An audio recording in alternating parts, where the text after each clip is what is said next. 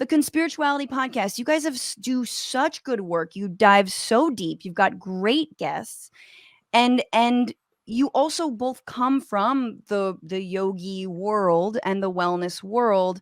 Why did you start your podcast? How did you, like, what was the yeah, why did you feel you needed to do this? Well, I'll begin and I'll let Julian catch up in a little more recent news.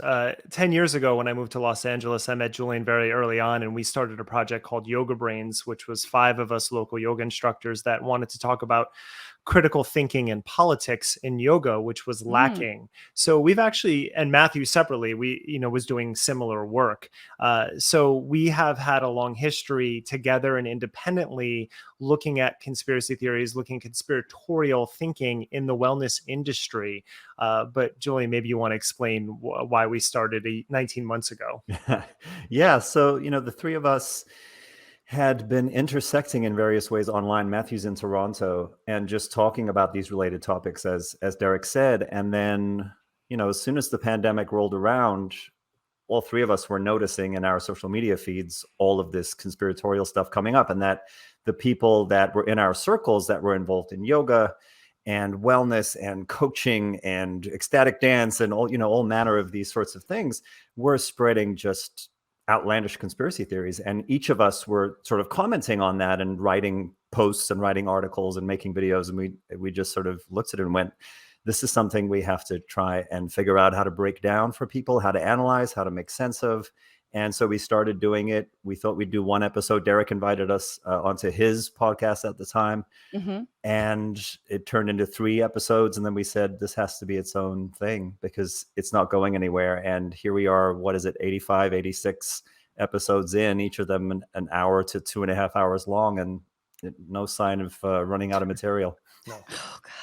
I'm a huge defender of things like yoga, spirituality, meditation, even like astrology, which is very different. I'm not a big defender, but I'm like, all the wonderful things for your body and your mind and da-da-da-da. That's completely, like, I've been doing yoga for so many years, and it is so hard now because when you simultaneously are trying to sort of defend the, like, any kind of alternative medicine, like I believe in, that osteopathy is not really alternative, but a lot of people think, that stuff doesn't work, blah, blah. Yeah. And then you have like, what? It's alternative. It's alternative enough. Exactly. It's not covered by health insurance, put it that way.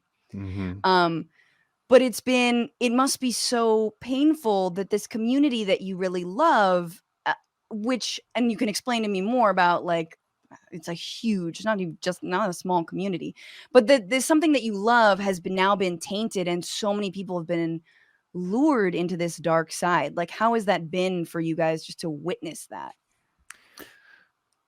Well, I'll say just really quickly that I think part of what started our friendship and our discussion of these topics and the work that we're doing on Yoga Brains in the first place was that we had a skepticism about how so much of the alternative yoga wellness kind of space is beset with a lot of pseudoscience and a lot of unproven claims and a lot of scams and charlatans.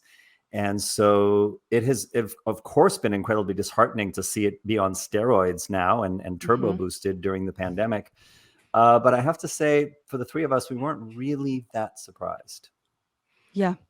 And conspirituality, to define the term if people don't know, it's the intersection of the new age wellness movement and far right conspiratorial thinking. And what we've realized over this time that connects them is really this concept of individualism. And so even though some of these terms might be new to people when they hear it coming from their yoga instructor, the idea that you're your own doctor, or your body knows best, or you're your own sovereign being. All of these terms have been floating around yoga communities for decades. So it was very much, that community was very primed for a lot of the information they were getting from the right and other sources when the pandemic hit, because they didn't really have a good grasp on politics or even communal thinking. It's very individual focused. So all the pieces were there for this. It's just the pandemic really shone a spotlight on it and gave it steroids, really. So tell me about that. What were you guys seeing? What was happening as everyone went into lockdown? What were you seeing that was like causing your antenna to go up? And how did the pandemic really like light a fire under some of these, the bogus science and the mistrust of the establishment, so to speak? Well, the first wave was really, this whole COVID thing is clearly not real. Because and part of that is as a sovereign individual who has a spiritual mindset, I choose not to believe in things that evoke fear, because fear is an illusion. And so what must be causing it is 5G. So you saw the beginning of this whole idea that 5G was that COVID symptoms were really caused by 5G technology.